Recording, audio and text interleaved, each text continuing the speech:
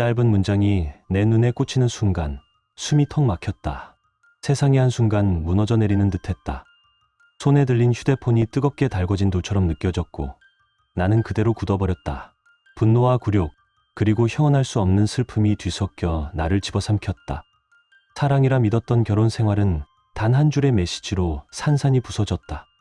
어젯밤 잊을 수가 없어. 곧 다시 보고 싶어. 발신자는 다름 아닌 아내가 대학 시절부터 알고 지낸 최민석이었다. 나도 몇 번은 같은 식사 자리에 앉아 술잔을 기울였던 인물. 그런 그와 아내의 은밀한 메시지는 내 평범했던 일상을 송두리째 흔들어 놓았다. 그날 밤 나는 단 한순간도 눈을 붙이지 못했다. 옆방에서 평온히 잠든 아내의 얼굴을 바라보며 이것이 악몽이길 간절히 바랐다. 하지만 시간이 흐를수록 확신은 커져만 갔다. 아내의 외출 시간, 카드 내역, 통화 패턴까지 모든 것이 퍼즐처럼 맞아 들어갔다. 나는 깨달았다. 이 싸움은 감정으로 끝낼 수 없다. 폭발해버리면 순간의 분풀이로 끝날 뿐 남는 건 상처뿐일 것이다. 그래서 나는 결심했다. 차갑게, 그러나 철저히 움직이겠다고. 법의 이름으로 세상의 눈앞에서 그들의 잘못을 드러내겠다고. 그리고 마침내 심판의 날이 다가왔다. 나는 남편이자 아버지였지만 동시에 판결을 준비하는 자였다. 과연 그 끝에는 무엇이 기다리고 있을까? 무너진 가정을 되찾을 수 있을까? 아니면 또 다른 상처만 남을까? 이제 여러분이 그 결말을 지켜보시라. 결말은 여러분의 예상을 완전히 뒤엎을지도 모릅니다. 여러분의 생각은 어떠셨나요? 댓글로 꼭 남겨주세요. 구독과 좋아요도 잊지 마시고 방탐정의 이중 파일과 함께 더 놀랍고 흥미로운 이야기 속으로 떠나봐요. 내 이름은 윤재호다. 52, 서울의 평범한 아파트에서 두 아이와 함께 살아가는 가장이다. 남들이 보기엔 모범적이고 성실한 아버지였다. 아침마다 아이들 도시락을 챙겨 학교에 보내고 저녁이면 부엌에서 아내와 함께 저녁상을 차리는 것이 내 삶의 규칙이자 행복이라 믿어왔다. 주말이면 근처 공원에서 아이들과 공을 던지거나 집거실에서 영화를 보며 웃음을 나누는 소소한 일상이 이어졌다. 나는 이 평범하지만 단단한 삶이 영원할 것이라 굳게 믿었다. 그러던 어느 날 밤이었다. 소파에 앉아 오래전 가족 여행 때 찍어둔 사진을 다시 들여다보고 있었다. 그때 충전 중이던 내 휴대폰 옆에 놓인 아내의 기기가 눈에 들어왔다. 별다른 생각 없이 앨범을 열었고 아이들의 환한 얼굴을 보며 잠시 미소를 지었다. 그 순간 화면 상단에 알림 하나가 떠올랐다. 발신자는 최민석. 아내가 대학 시절부터 알고 지낸 사람으로 나도 몇 차례 식사 자리에서 얼굴을 본 적 있는 인물이었다. 메시지 내용은 짧았다. 어젯밤 잊을 수가 없어. 곧 다시 보고 싶어. 짧은 문장이 내 눈에 꽂히는 순간 숨이 턱 막혔다. 세상이 한순간 무너져 내리는 듯했다. 손에 들린 휴대폰이 뜨겁게 달궈진 돌처럼 느껴졌고 나는 그대로 굳어버렸다. 아내에게 달려가 소리치고 싶은 충동이 목까지 차올랐지만 목소리는 나오지 않았다. 분노와 굴욕, 그리고 형언할 수 없는 슬픔이 뒤섞여 나를 집어삼켰다. 그 밤 나는 단 한순간도 눈을 감지 못한 채 거실에 앉아 있었다. 옆방에서 평온히 잠든 아내의 얼굴을 바라보며 이 모든 것이 악몽이길 간절히 바랐다. 다음 날 아침 나는 아무 일 없는 가장의 얼굴을 쓰고 아이들을 학교에 보냈다. 퇴근 후에도 평소처럼 웃는 얼굴로 식탁에 앉았지만 속은 이미 지옥 그 자체였다. 그날부터 나는 조용히 아내의 일거수일투족을 관찰하기 시작했다. 외출 시간, 통화 패턴, 업무 일정표, 카드 사용 내역까지 눈에 불을 켜고 살폈다. 사소한 것 하나까지 모두 의심의 대상이 되었고 의심은 점점 확신으로 굳어졌다. 며칠 뒤 아내가 동창 모임이라며 늦게 귀가한 날이었다. 아이들이 잠든 후 나는 조심스럽게 그녀의 메신저를 확인했다. 불법적인 방법은 쓰지 않았다. 통신사 자동 백업, 카드 결제 내역, 그리고 합법적으로 의뢰한 민간 조사업체가 제공한 사진과 예약 기록이 증거였다. 그 안에는 내가 상상했던 것 이상으로 많은 흔적이 쌓여 있었다. 서로를 부르는 애칭, 다음 만남을 약속하는 대화, 내가 있어서 숨이 트여라는 문장, 그리고 나를 더욱 무너뜨린 한 줄. 그 사람 돈이 우리 돈이지 뭐. 부족하면 말해. 내가 해결할게. 그 순간 손이 떨렸고 심장은 차갑게 움츠러들었다. 사랑이라는 이름으로 쌓아온 모든 믿음이 눈앞에서 조롱당하고 있었다. 그때부터 나는 다른 사람이 되었다. 분노에 휩쓸려 소리치지도 않았고 순간적인 충동에 몸을 맡기지도 않았다. 내가 선택한 길은 감정이 아니라 이성, 폭력이 아니라 법이었다. 합법적인 절차 속에서 차갑고 치밀하게 움직이기로 마음먹었다. 내 손에 쌓여가는 증거는 하나하나 날카로운 칼날과 같았다. 카드 거래 내역, 클라우드에 자동으로 남은 메시지 기록, 서비스 레지던스의 예약 내역, 그리고 민간 주사 업체가 정리한 보고서. 보이는 것도 있었고 숫자로만 남은 것도 있었다. 그 모든 것 앞에서 나는 더 이상 속절없이 당하는 남편이 아니었다. 나는 심판을 준비하는 자가 되어가고 있었다. 내가 믿고 사랑했던 아내의 이중적인 삶, 그리고 가장 가까운 사람이라 생각했던 자의 뻔뻔한 태도는 내 머릿속에서 산산조각이 났다. 평범하고 조용했던 내 일상은 그렇게 무너져 내렸고 그 빈자리를 대신한 것은 차갑고 단단한 의지였다. 나는 더 이상 슬픔에 잠긴 남편으로 남을 이유가 없었다. 스스로 결심했다. 내가 해야 할 일은 단 하나, 심판자가 되는 것. 감정에 흔들리지 않고 법의 틀 안에서 끝까지 밀어붙이겠다고. 시간은 있었다. 그러나 허비할 수는 없었다. 나는 곧바로 평판이 좋은 민간 주사 업체를 찾아갔다. 어둑한 사무실, 낯선 의자에 앉아 창문에 비친 내 얼굴을 바라보며 단호하게 입을 열었다. 최민석, 그리고 그와 얽힌 모든 것을 조사해 주십시오. 사소한 것 하나도 놓치지 말고 비용은 상관없습니다. 결과만 확실히 보여주면 됩니다. 조사원은 고개를 끄덕이며 합법적인 범위 안에서 진행될 절차와 한계를 설명했다. 통신사 기록, 예약 내역, 카드 결제 명세, 공개 접근 가능한 CCTV, 클라우드에 남은 데이터. 우리는 불법적인 침해는 하지 않겠다는 서면 약속까지 교환했다. 그 약속이 나에겐 중요했다. 나는 법의 울타리 안에서 모든 것을 끝낼 작정이었으니까. 집으로 돌아온 나는 스스로 증거들을 정리하기 시작했다. 노트북에 저장된 동기와 파일, 가게 카드 내역, 그리고 조사업체가 보내줄 초안 보고서를 기다리며 밤을 지새웠다. 며칠 뒤 보고서가 내 손에 도착했다. 첫 번째로 확인된 것은 서비스 레지던스 예약 내역이었다. 같은 날, 같은 시간, 같은 숙소. 부인할 수 없는 기록이었다. 두 번째는 카드 사용 내역. 우리 가정의 계좌에서 빠져나간 일정 금액이 정기적으로 최민석의 계좌로 송금되고 있었다. 금액은 결코 적지 않았다. 세 번째는 통신사 로그였다. 특정 시간대에 두 사람의 이동 경로가 겹쳤고 통화와 메시지 패턴이 서로 얽혀 있었다. 그 흔적은 마치 누군가 지도 위에 선명한 선을 그어 놓은 듯했다. 마지막으로 업체가 확보한 사진 몇 장, 공용 라운지에서 팔짱을 끼고 들어가는 장면, 예약 데스크에서 나란히 서 있는 장면, 레지던스 복도에서 어깨를 맞댄 채 웃고 있는 장면. 그 모든 장면이 말없이 진실을 증명하고 있었다. 숫자와 파일, 그리고 이미지.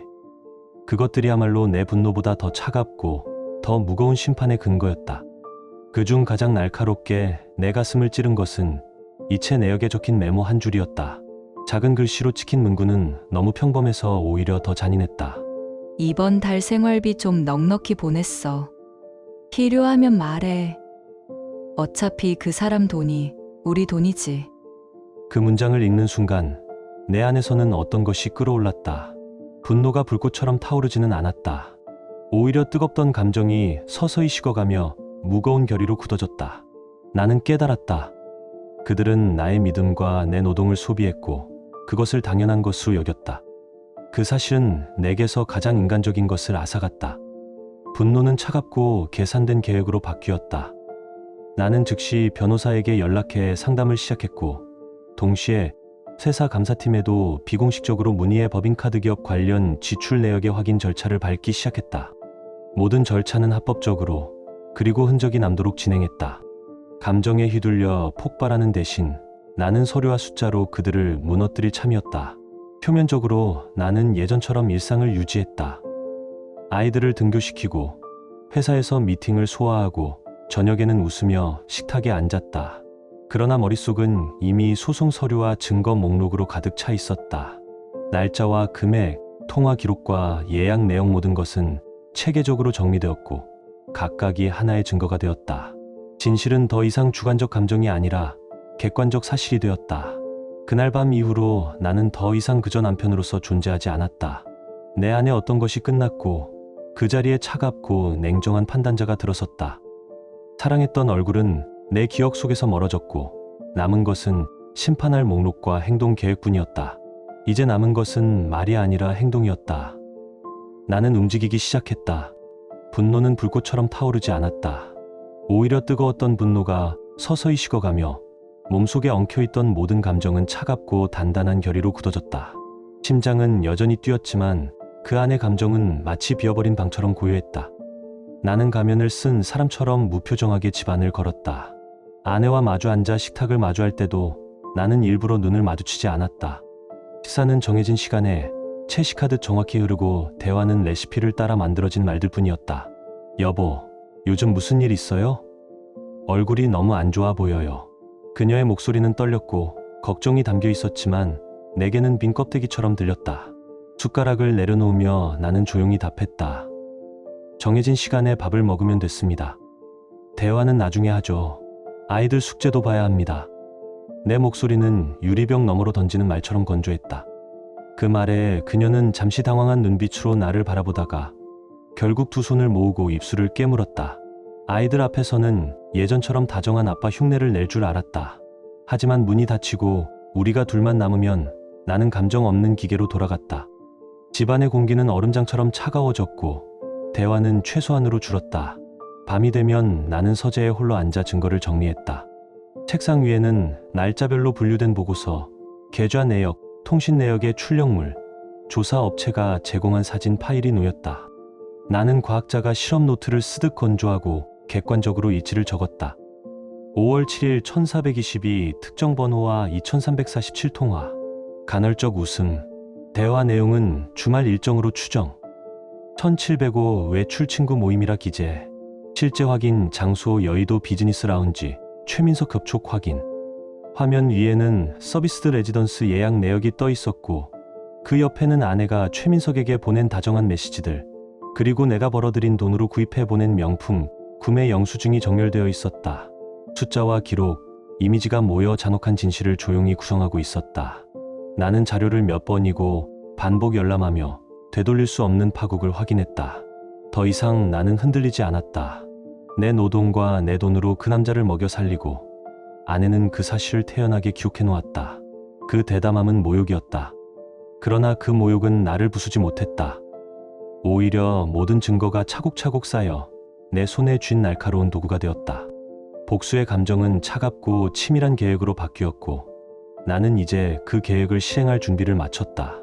나는 겉으로는 여전히 평범한 남편이자 다정한 아버지의 얼굴을 하고 있었다. 아침이면 아이들 머리를 쓰다듬고 학교에 보냈다. 주말에는 공원에 나가 공을 던지며 아이들과 함께 웃었다. 그 웃음은 완벽한 가면이었다. 가면 뒤에서 나는 밤마다 복수를 다듬었다. 내 안의 감정은 이미 다쳤고 남은 것은 차갑고 단단한 결의뿐이었다. 심판의 날이 다가오는 것을 나는 느꼈다. 그들은 내 앞에서 태연히 웃었지만 나는 속으로 치밀한 반격의 그물을 짰다. 이것은 단순한 보복이 아니었다. 정의를 실현하고 빼앗긴 삶을 되찾기 위한 싸움이었다. 나는 법정과 여론이라는 두 전선에서 싸우기로 했다. 먼저 이혼 전문 변호사를 찾아갔다.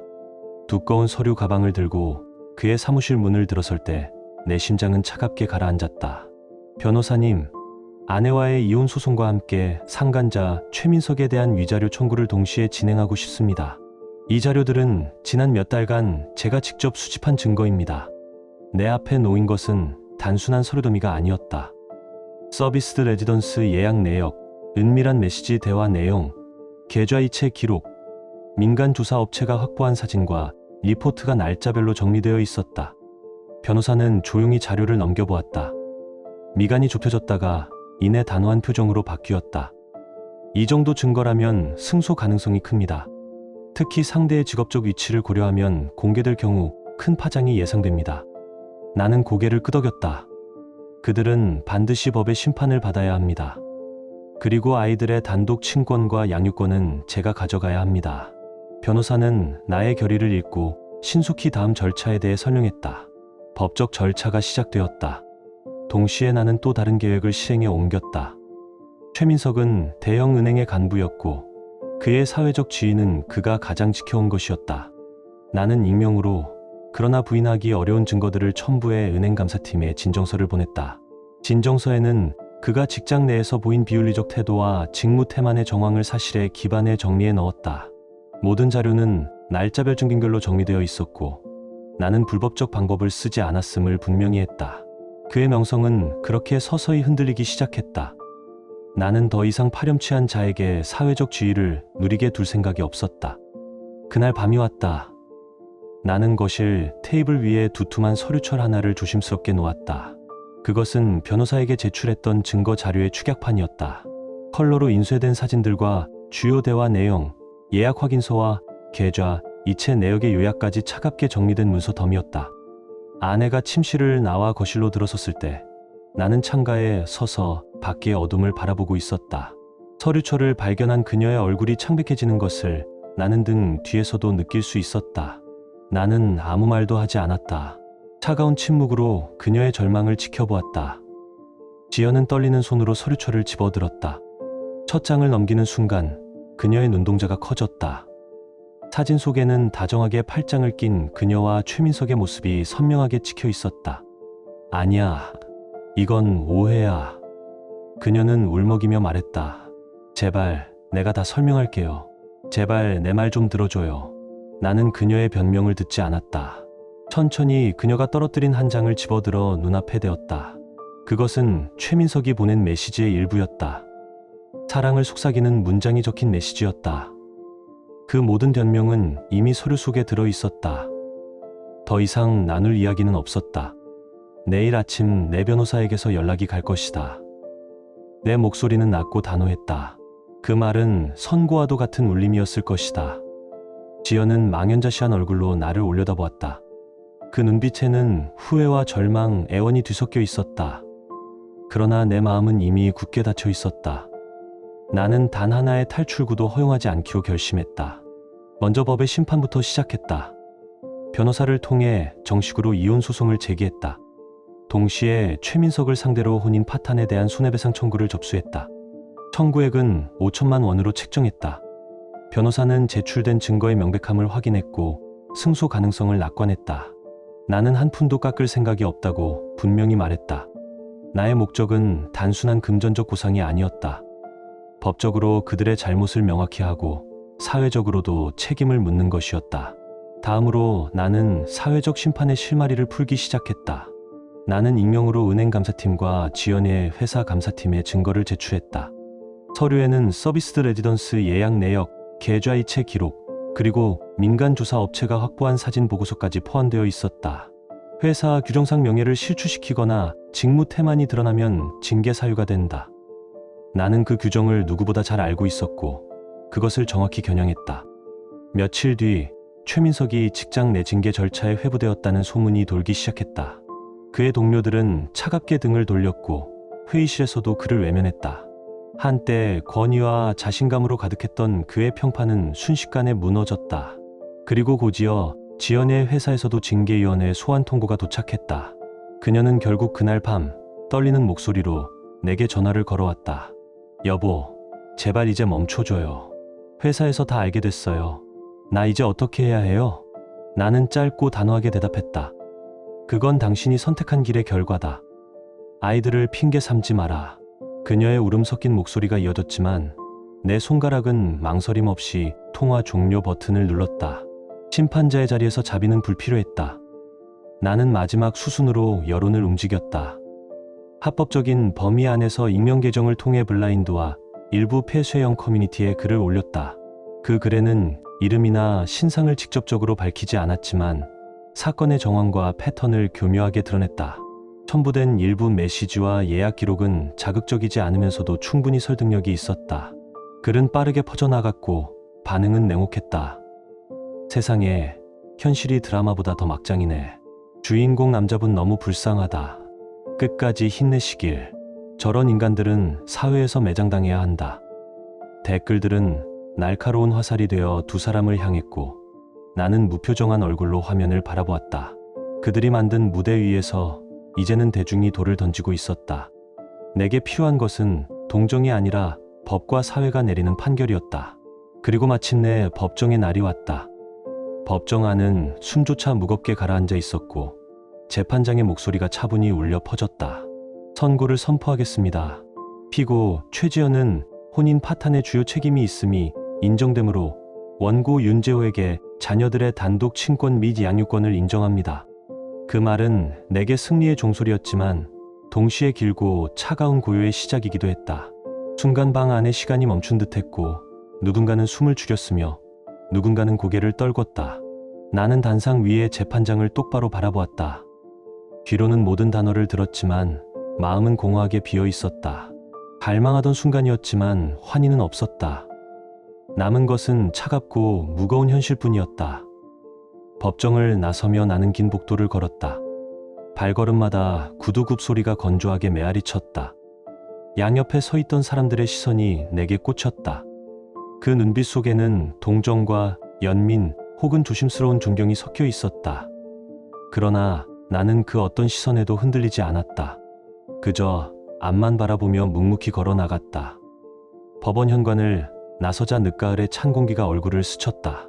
3달 전 아내의 배신을 확인하던 그날 밤하늘은 칼날 같았다. 그날은 내 심장이 갈기갈기 찢겨나가던 밤이었다. 오늘 올려다본 하늘은 푸르지도 잿빛도 아닌 설명하기 어려운 공허한 색으로 물들어 있었다. 승리의 순간임에도 마음 한구석은 텅 비어 있었고 그 공허는 내 어깨를 더 무겁게 짓눌렀다. 나는 생각했다. 복수는 완성되었다. 정의는 실현되었다. 그러나 그 대가로 나는 다시는 회복할 수 없는 깊은 상처를 떠안았다. 심판자의 가면은 벗었지만 이제는 아버지라는 이름으로 살아가야 했다. 아이들의 얼굴이 떠올랐다. 아직 모든 것을 모르는 두 눈동자 속의 순수함, 그리고 내게만 기대는 작은 어깨들. 그 무게는 누구도 대신 짊어질 수 없는 것이었다. 나는 더 이상 순진한 남편 윤재호가 아니었다. 나는 두 아이의 유일한 보호자이자 세상 앞에 우뚝 선 성격이었다. 주머니 속에 손을 넣자 판결문 사본이 차갑게 만져졌다. 그 종이에는 지난 몇 달간 내가 흘린 피와 땀, 분노와 인내, 그리고 치밀한 준비가 고스란히 담겨 있었다. 그것은 단순한 문서가 아니었다. 내가 살아남기 위해, 그리고 아이들을 지켜내기 위해 치러낸 전쟁의 기록이었다. 나는 깊게 숨을 들이마셨다. 차가운 공기가 폐 깊숙이 스며들며 무너졌던 내 심장이 다시 뛰기 시작했다. 심판은 끝났다. 이제부터는 살아내야 했다. 아버지로서, 아이들의 세상에서 단 하나뿐인 버팀목으로서. 법정 밖에서 마주 앉은 아내의 모습은 더 이상 내가 알던 그녀가 아니었다. 회사에서는 이미 오래전부터 고립되어 있었다. 점심시간마다 흘러나오던 수군거림, 복도에서 스치듯 마주칠 때마다 꽂히는 차가운 눈빛, 회의실에서 의도적으로 제외되는 자리. 아직도 회사 다닌다지? 부끄럽지도 않나 봐. 그 짧은 말들이 칼날처럼 그녀의 등을 찔렀다. 퇴근 후 집으로 돌아가면 부모조차 등을 돌렸다. 우리가 널 어떻게 키웠는데 이렇게 집안 망신을 시키냐. 그녀는 아무 대꾸도 못한 채 눈물만 흘렸다. 한때 세상 누구보다 당당하던 얼굴은 이제 그림자조차 남지 않았다. 심지어 어린 딸아이조차 어머니의 달라진 모습을 감지하고 더 이상 품에 안기지 않았다. 그 순간 그녀는 뼈저리게 깨달았을 것이다. 사랑이라 믿었던 불장난이 결국 삶 전체를 잿더미로 만들었다는 사실을. 나는 법정을 나서며 고개를 들어 하늘을 올려다보았다. 3달 전 배신의 칼날에 심장이 찢겨나가던 그 밤의 하늘은 차갑게 날카로웠다. 오늘의 하늘은 평온했지만 묘하게 낯설었고 묵직한 기운이 어깨를 눌렀다. 승리의 환희보다는 알 수 없는 공허감이 가슴속에 파고들었고 동시에 두 아이를 내 손으로 지켜야 한다는 무거운 책임이 따라붙었다. 나는 더 이상 순진한 남편이 아니었다. 이제 나는 두 아이의 유일한 버팀목, 그들을 감싸는 성격이었다. 심판자의 역할은 끝났지만 아버지로서의 진짜 삶은 이제부터 시작이었다. 최민석의 소식은 더욱 비참했다. 은행에서 쫓겨난 뒤 그는 여러 회사를 전전하며 이력서를 내밀었지만 돌아오는 대답은 늘 같았다. 죄송합니다. 이미 평판이. 그 한마디면 모든 것이 끝이었다. 한때 고급 양복을 걸치고 벤츠를 몰던 남자는 이제 낡은 구두를 끌며 지하철 막차에 몸을 싣는 신세가 되었다. 출근길 직장인 무리 속에서 구겨진 셔츠와 풀린 넥타이는 눈에 띄었고 아무도 그를 기억하지 않았다. 원룸으로 돌아오면 벽지는 벗겨져 있었고 바닥엔 컵라면 용기와 빈 수주령이 나뒹굴었다. 거울 속에 비친 그의 눈빛은 초라했고 그 초라함은 곧 그가 감당해야 할 새로운 현실이었다. 퇴근길 호프집에서 그는 값싼 소주를 혼자 들이켰다. 허리를 구부린 채 술잔을 들고 있을 때 한때 함께 일하던 후배들이 우연히 들어와 그를 보았다. 저 사람 최민석 아니야? 옛날에 지점장이었잖아. 작은 속삭임이 들렸지만 누구도 다가가지 않았다. 그는 고개를 떨군 채 술잔만 비웠다. 결국 그는 파산을 신청했고 명예와 인간관계, 사회적 지위까지 하루아침에 잃었다. 지연의 소식도 다르지 않았다. 회사에서 그녀는 이미 고립된 지 오래였다. 점심시간마다 들리던 수군거림, 복도에서 마주친 동료들의 차가운 눈빛, 회의 자리에서 의도적으로 제외되는 순간들이 반복되었다. 아직도 회사 다니고 있대? 부끄럽지도 않나 봐. 그 말들이 칼날처럼 그녀의 등을 찔렀다. 결국 회사 단체 채팅방에서도 그녀는 슬그머니 제외되었고 중요한 회의 자료조차 받지 못했다. 퇴근 후 집으로 돌아가면 부모조차 차갑게 등을 돌렸다. 우리가 널 어떻게 키웠는데 이렇게 집안 망신을 시키냐. 그녀는 아무 말도 하지 못한 채 방에 틀어박혀 눈물만 흘렸다. 한때 세상 누구보다 당당하던 얼굴은 이제 흔적조차 없었다. 심지어 어린 딸아이마저 달라진 어머니의 모습을 눈치채고 더 이상 품에 안기지 않았다. 그제야 지연은 깨달았을 것이다. 사랑이라 믿었던 불장난이 결국 산 전체를 잿더미로 만들었다는 사실을. 나는 그 소식을 들었을 때 환호하지 않았다. 그저 텅 빈 사무실에서 창밖을 오래 바라보며 길게 한숨을 내쉴 뿐이었다. 이 정도면 충분하다. 정의는 시현되었다. 내 안의 심판자가 그렇게 속삭였다. 그것은 통쾌한 환희라기보다는 모든 것이 제자리를 찾았다는 냉정한 만족감에 가까웠다. 얼마 지나지 않아 나는 아이들과 함께 새로운 동네로 이사했다. 짐을 싸던 날 아이들은 상자 모서리를 붙잡고 연신 물었다. 아빠, 우리 새 집은 더 행복해질 거지? 나는 잠깐 멈추어 서서 아이들의 눈을 들여다본 뒤 미소를 지었다. 그래, 여기서는 웃음만 가득할 거야. 이사 준비 과정은 쉽지 않았다. 낡은 앨범을 정리하다 보니 결혼 사진이 끼워져 있었다. 아이들이 이건 가져가 라고 물었을 때 나는 잠시 멈췄다가 대답했다. 아니, 이제 필요 없어. 쓰레기 봉투에 넣어버리면서도 가슴 한쪽이 저릿했지만 그것은 지나가야 할 과거였다. 새 아파트는 크지 않았지만 햇살이 따스하게 들어왔다. 거실 한쪽에 아이들 책상을 나란히 두고 주방에는 내가 직접 고른 작은 식탁을 들였다. 첫날 저녁 나는 라면을 끓였다. 계란 부침은 서툴러 가장자리가 검게 타버렸지만 아이들은 깔깔 웃으며 말했다. 아빠 요리 진짜 웃겨. 근데 맛있어. 그 순간 잃어버린 웃음이 조금씩 돌아왔다. 화려하지는 않았지만 그것이야말로 진짜 가정의 모습이었다. 새 직장에서의 적응은 쉽지 않았다. 회의 시간에 서툰 영어 표현으로 당황하기도 했고 아이가 아파 병원에 데려가느라 중요한 미팅을 놓치기도 했다. 상사의 눈빛은 싸늘했지만 나는 마음속으로 다짐했다. 회사는 다시 구하면 된다. 하지만 아이는 내가 아니면 안 된다. 병실에서 아이의 손을 꼭 잡고 앉아 있을 때 나는 비로소 깨달았다. 무너진 과거가 아니라 지금 눈앞에 이 작은 생명들이 내 진짜 삶이라는 것을. 주말이면 자전거 헬멧을 챙겨 공원으로 갔다. 아이들이 앞서 달리며 아빠 더 빨리라고 외칠 때 나는 숨이 차올라도 웃었다. 집으로 돌아오면 숙제를 봐주고 틀린 문제를 고쳐주며 함께 씨름했다. 작은 일상들이 모여 거대한 위로가 되었다. 그러나 길을 걷다 연인들이 손을 잡고 웃는 모습을 보면 결혼 초 지연과 함께 걷던 시절이 떠올랐다. 그 기억은 이제 따뜻함이 아니라 날카로운 칼날처럼 남아 내 안을 긁었다. 나는 스스로 다짐했다. 다시는 사랑을 꿈꾸지 않겠다. 사랑은 내게 상처와 배신만 남겼다. 밤이 깊어 아이들이 잠들면 나는 방으로 들어갔다. 고요히 들리는 숨소리, 이불을 꼭 끌어안은 작은 손, 평화로운 얼굴. 나는 그 옆에 앉아 오랫동안 바라보았다. 가슴 깊은 곳에서 묵직한 울림이 밀려왔다. 상처는 남아있었고 배신의 흔적은 지워지지 않았다.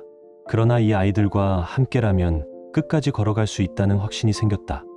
그 순간 나는 처음으로 고요한 미소를 지었다. 차갑지만 단단한 미소였다. 나는 다니던 회사를 그만두고 외국계 투자회사로 자리를 옮겼다. 같은 공간에 오래 머물수록 과거의 그림자가 짙게 드리웠기에 새 출발이 필요했다. 낯선 출근길, 전혀 다른 업무 방식, 그리고 새로운 동료들의 시선은 초조함을 불러왔지만 그만큼 집중할 거리도 많았다. 나는 다시 무너질 수 없었다. 두 아이를 지키기 위해서라도 내 자리에서 반드시 버텨야 했다. 첫 출근 날 회의실의 공기는 차가웠다. 신입 팀장이라더니 동료들의 속삭임이 들려왔지만 나는 개의치 않았다. 밤늦게까지 보고서를 고치고 새벽에 다시 회사로 나갔다. 며칠 뒤 중요한 프로젝트 발표에서 내 자료가 채택되었을 때 비로소 동료들의 눈빛이 달라졌다. 나는 혼잣말처럼 속으로 중얼거렸다. 그래, 이제 시작이다. 아이들도 새로운 학교에 천천히 적응했다. 처음엔 어색해하며 아빠, 친구가 없으면 어떡해? 라며 걱정했지만 시간이 지나자 새로운 친구와 웃으며 집으로 돌아왔다. 집안에는 다시 소소한 소음이 채워졌다. 책장을 넘기는 소리, 숙제하는 목소리, 저녁 식사 후 깔깔거리는 웃음소리. 그 모든 것이 나에게는 음악 같았다. 주말이면 자전거 헬멧을 챙겨 공원으로 향했다. 아이들이 아빠, 더 빨리라고 외치며 앞서 달려갈 때 나는 숨이 차오르면서도 행복했다. 저녁이면 탁자에 둘러앉아 숙제를 봐주었다. 한 글자 한 글자 받아쓰기를 고쳐주며 나는 그 속에서 비로소 삶의 의미를 다시 찾았다. 하지만 길을 걷다 보면 불현듯 과거가 스며들었다. 연인들이 손을 잡고 웃으며 지나가는 모습을 볼 때면 결혼 초반 지연과 함께 걸던 날들이 떠올랐다. 그 기억은 이제 따뜻한 추억이 아니라 날카로운 칼날처럼 내 가슴을 긁었다. 나는 스스로 다짐했다. 다시는 사랑을 꿈꾸지 않겠다. 사랑은 내게 상처와 배신만 남겼다. 지금의 나에게 남은 것은 아버지로서의 책임뿐이었다. 그것이 내 삶의 유일한 구원이었다. 아이들이 어느 날 물었다. 아빠, 왜 엄마는 우리랑 같이 안 살아? 나는 잠시 말문이 막혔다. 분노와 슬픔이 뒤섞여 목구멍까지 치밀어 올랐지만 아이들에게 상처를 주고 싶지 않았다. 엄마는 이제 우리랑 다른 길을 가는 거야. 하지만 걱정하지 마. 아빠가 끝까지 함께 할 거야. 아이들은 고개를 끄덕였고 나는 그 순간 더 큰 무게를 짊어진 듯했다. 나는 새 직장에서 점점 자리를 잡아갔지만 쉽지 않은 순간도 많았다. 어느 날 아이가 갑자기 열이 나 응급실로 달려간 적이 있었다. 회의 중이었지만 망설임 없이 자리를 박차고 나왔다. 상사의 눈빛은 차가웠지만 나는 마음속으로 다짐했다. 회사보다 중요한 건 아이들이다. 그날 밤 병실에서 아이의 이마를 식혀주며 나는 깨달았다. 비로소 나는 아버지로서 단단해지고 있었다는 것을. 가끔은 시장에 들러 장을 보았다. 과거엔 아내가 하던 일이었지만 이제는 내 몫이었다. 서툴게 야채를 고르고 아이들이 좋아하는 불고기 양념을 사서 직접 저녁을 차렸다. 아이들이 아빠, 맛있어 라고 말할 때 나는 목구멍이 뜨거워졌다. 그 말 속에는 인정과 사랑이 함께 담겨 있었다. 어느 날 우연히 거리에 나갔다가 지연을 멀리서 본 적이 있다. 예전의 당당한 모습은 사라지고 초라한 외투 차림에 고개를 숙이고 걷고 있었다. 나는 다가가지 않았다. 그저 멀리서 바라볼 뿐이었다. 내 안에서 더 이상 분노는 잃지 않았다. 오직 차가운 거리감만이 남아 있었다. 용서라는 단어는 내 사전에서 지워졌다. 용서는 여유 있는 자들이나 할 수 있는 사치다. 그들은 이미 자신들의 행동에 대한 대가를 치렀고 나는 내 삶과 아이들을 지켜냈다. 그것으로 충분했다. 밤이 깊어 아이들이 잠들면 나는 방으로 들어갔다. 고른 숨소리, 이불을 꼭 끌어안은 작은 손, 평화로운 얼굴. 나는 그 옆에 앉아 오랫동안 바라보았다. 가슴 깊은 곳에서 묵직한 울림이 밀려왔다. 상처는 남아있었다. 배신은 지워지지 않았다. 그러나 이 아이들과 함께라면 끝까지 걸어갈 수 있다는 확신이 내 안에서 피어올랐다. 그 순간 나는 처음으로 조용한 미소를 지었다. 차갑지만 단단한 미소였다. 창밖으로 보이는 서울의 불빛이 반짝였다. 나는 속으로 중얼거렸다. 나는 더 이상 심판자가 아니다. 그러나 나는 여전히 아버지다. 그것이면 충분하다. 지금 당신의 마음은 어떤가요? 이야기를 읽으며 떠오른 감정이나 생각이 있다면 댓글로 나눠주세요. 당신의 진심 어린 한마디가 누군가에겐 큰 위로가 될 수 있습니다. 이 짧은 이야기 속에 작은 온기나 있고 진행 감정 하나라도 담겨 있었다면 그것만으로 이 이야기는 충분히 의미 있는 시간이었을 거예요. 좋아요와 구독 그리고 공유는 이런 따뜻한 이야기가 더 많은 사람의 하루에 조용히 스며들 수 있는 힘이 됩니다. 함께 해주셔서 고맙습니다. 당신의 하루에도 조용한 평안과 따뜻한 사람이 함께하길 진심으로 바랍니다.